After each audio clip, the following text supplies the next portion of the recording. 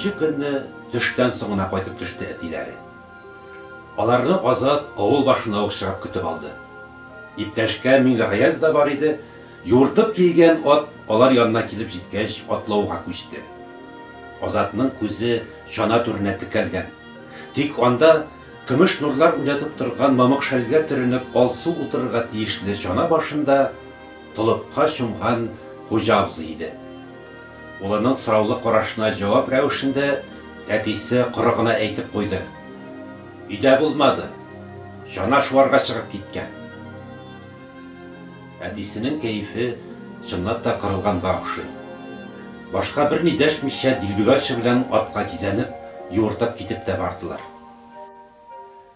Хуҗа абзыйларның капка төбендә Миңлегаязның инесе, кайры тун һәм бүре бүрек өстеннән җылы шәл белән уранган төпчекләре Вакыйф көтеп тора иде. Адат, адат дип йөгереп килде ул аларның каршысына. Безнең әтиләрнең кәҗәбәкәйләре качкан. Нинди кәҗә, нәрсә телеңә салынасың дип кыргына кистереп куйды Миңлегаяз.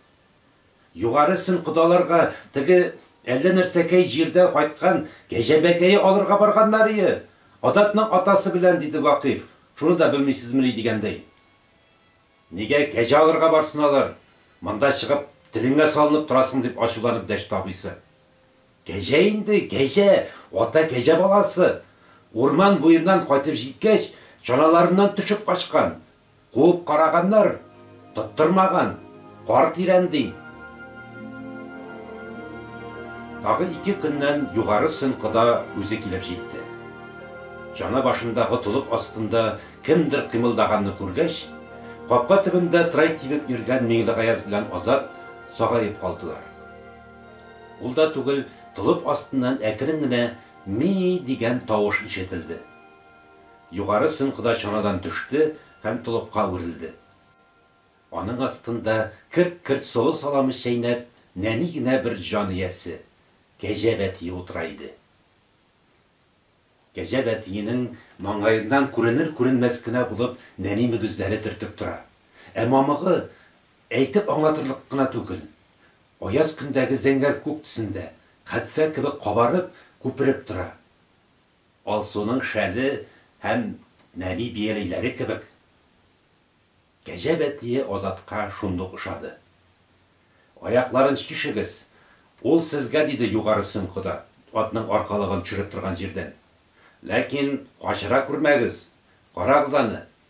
Алсуның бүләге. Икегезгә дә уртак булыр. Чана башында утырган Кәҗә Бәтиенә беренче булып Азат якын килде. Исеме бармы икән дип кызыксынып куйды ул. Кәҗәнең исеме була димени? Үзеннән сора дип кырт кисеп куйды Миңлегаяз. Кәҗә, Кәҗә, синең исемең ничек? Нигә әйтмисең? Әйт инде, Кәҗә. Әнә бит, Азат абыең сорый. Юк, Азат абыең түгел, Азат җизнән. Гаҗәпсенеп карап торган Кәҗә Бәтие шунда аваз салмасынмы? Миәй, миәй. Исемен әйтте, исемен дип шатлыгыннан кычкырып җибәрде Миңлегаяз. Ничек дидең, ничек? Исемеңне тагын кабатла әле. Кәҗә Бәтие башын күтәреп өй ягына карап алды да тагы кабатлады. Миәй, миәй. Миңлегаяз чарадан сикереп уктырды. Азат белән бер-берсенә төртешә сикергәли башладылар.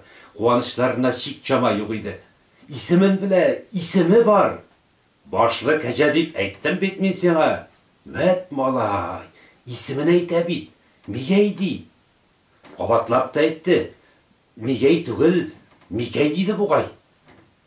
Миңлегаяз шатлыгыннан йөгереп килеп өйдәгеләргә дә хәбәр салып чыкты. Кәҗәнең исеме бар, үзе әйтте. Микәй диде, Микәй. Миңлегаяз белән Азатның шатлыгын уртаклашырга өй ишегеннән аннан-моннан гына киенгән бәләкәй Вакыйф килеп чыкты. Миңлегаяз кинәт кабаланып куйды һәм чанага таба ашыкты. Кода кирип киткәнгә 5 былтыр без әле һаман Микәйебезне чишмәгән. Әйдә, Азат, торма дип, Кәҗә Бәтиенең аягын бәйләгән бауга барып тотынды. Чишмәгез, тагы кача, Кәҗә иш, ристан иш ул, диде Вакыйф. Адатның атасы белән безнең әтидән качкан кәҗә ул, бик беләсегез килсә. Вакифның әйтеп бетерүе булды, Миңлегаязның култык астыннан кәҗә бәтие сикереп чыгып та чапты. Бәйдән ышкынган кәҗә бәтие ишек алдының бер пишмагыннан икенчесенә ук кебек атылып, шабылап йөрүен дәвам итте. Шәүләшеп үзен тотарга дип йөргән малайларны бар дип тә белмәде. Араларыннан вышк кына үтә дә кире якка торып чаба иде. Бер пишмакка кысырыклап, инде тоттылар дигәндә генә ул тагын Миңлегаязның бот арасыннан чыгып шылырга өлгерде. Ишек алдын ду китереп, тик чабулавын белде. Артыннан чаба торгач, малайлар хәлдән тайды. Карга чумып беттеләр, сулуларына капты. Малайларның тынып калуын күреп, Микәй дә тукталды. Ишек алдының урта бер җирендә җиңүче сыман тик басып тора. Як-ягына караңгылап, байтак кына шулай торды да, сөяп куйган кылгалар өстеннән кинәттән ук кебек атылып, лапас түбәсенә менеп тә китте. Нәрсә, әмма мондый йылгырлыкны аннан берәү дә көтмәгән иде. Түбәдәге кар өстеннән эз салып, ул иң югары ноктага, кыек очына ук менеп басты. Һәм шунда гына тынычлык тапкандай туктап калды.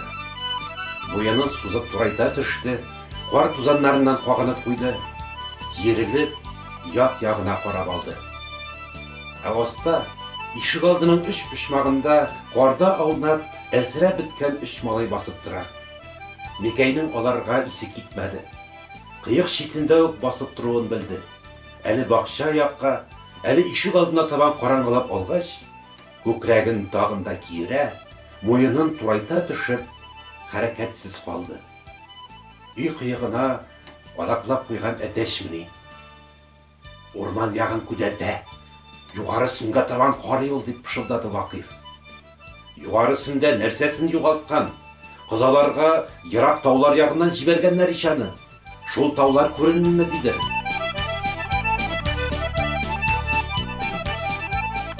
Кәҗә бәтиен лапас түбәсеннән төшерү бер олы вакыйгага әйләнде. Өйдәгеләр чыкты, Азат белән Миңлегаяз урамда йөргән малайларны чакырып керттеләр. Ишек алдында бер дистә чамасы кеше җыелгач, план кору башланды. Малайларның барысын да бакча якка чыгардылар. Алар шунда бер рәт булып тизелеп, кәҗәне бакча якка качырмаска тиеш иделәр. Әминә апа тавыкларга дип изгән бер табак кайнар бәрәңге күтәреп чыкты. Ләкин бәрәш дип тә, кәш дип тә күпме генә дәшеп карамасын, Микәй башында бормады. Баскыч бармы? Кая, баскыч китерегез, диде югары сынкыда бер фикергә килеп. Хуҗа абзый лапас эченнән сәндерәгә менә торган баскычны күтәреп чыкты. Миңлегаязны дәшеп алдылар. Малайның авызы кулакка җитте. Шундый җаваплы эшне сиңа ышанып тапшырсыннар әле. Түбәдә кар тирәлиде.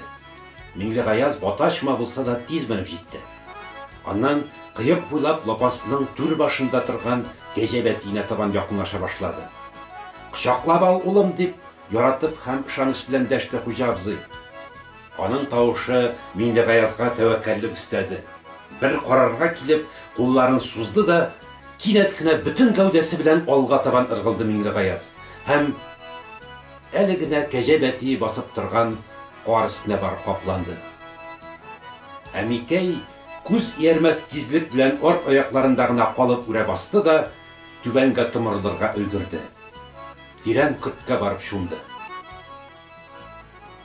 Бакча якта түземсезлек белән батырлык кылыр минутны көтеп торган малайлар урра кычкырып, бер-берсен төрткәләшеп дәррәү кәҗәгә таба йөгерделәр. Ләкин алар килеп җиткәнче, Микәй инде үз иреге белән көрттән чыгып, ишек алдына төшкән иде. Ишек алдының урта бер җиренә чыгып басты да, нигә шаулаша бу малай шалай дигән сыман бакча ягына карап куйды. Һәм бер ни булмаган төсле өстенә кунган кар тузанын кагарга кереште.